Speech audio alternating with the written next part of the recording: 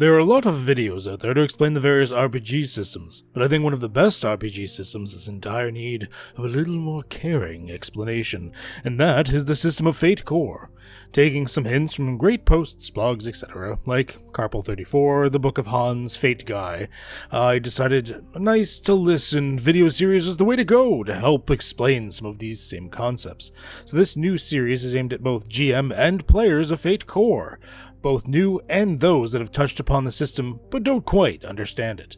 What is Fate? Traditionally, RPGs were number-crunching reality simulators that allowed you to use rules to play through a predetermined story that had been lovingly crafted by your GM. If you try to play Fate this way, it's not going to be as fun, and the system will feel awkward and something will feel wrong.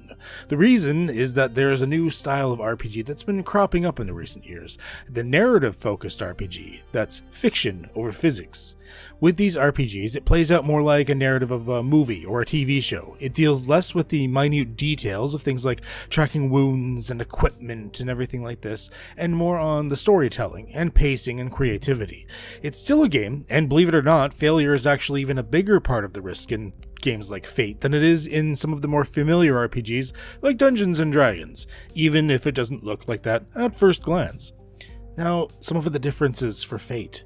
Some of the things that make Fate different from your more traditional tabletop RPGs are the things that make it stand out as one of the greatest tabletop RPGs out there. There's less numbers to crunch. In many advanced RPG systems, you have a plethora of various abilities or skills, giving you passive bonuses that stack on each other, things you have to remember to add or subtract, and many of them may even be circumstantial and thus easily forgotten. In Fate, the bonuses are all actively called in the moment. You have to expend resources like fate points or free invokes that you have to get those bonuses on your rolls. This means a lot less passive numbers to remember and keep track of. The cost of success. Unlike most RPGs, which have a success or fail dice system, if you want to progress with an action in Fate, there's almost always a way to do so, successfully. Spending fate points, accepting consequences or compels, succeeding at a major or minor cost, it's all about the balance of how much you're willing to sacrifice versus how badly you really want to succeed. Failure is an option. In your more traditional tabletop RPGs, the players need to succeed most of the time to progress. Failure often means death, starting over, or catastrophic consequences, maybe the end of the entire game. In Fate, failure is more of a branching point for a story, like in a movie or TV show. Oftentimes, failure in those mediums merely result in more drama and a shift in story. Although death is still a very real possibility in a Fate game, failure can take many forms, and the option of conceding to a challenge can even have its own unique advantages. The players have some creative control. The standard format for an RPG is that the players have control only over the characters, and any character abilities or minions directly tied to it. The GM controls literally every other facet of the game, including the vast majority of the story and plot. In Fate, the group as a whole has a lot more creative input on the story. The campaign setup, character creation, and even somehow they handle encounters are more of a group-oriented activity. The players also have greater ability to affect the world around them. An example of this, I had a group of players driving in a normal fire truck. Just a water truck, nothing special. A couple of the players were fighting a demon thing on the roof, and having a hard time with it.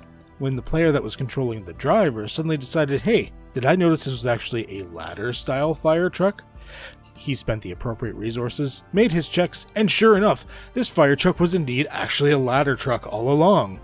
As the GM, I did not plan for this, but thanks to the player's creativity and the way we did things, it evolved this way. He used his controls and was able to move the ladder to add the aspect of off balance to the demon using his created advantage action, thus helping the fight on top of the truck.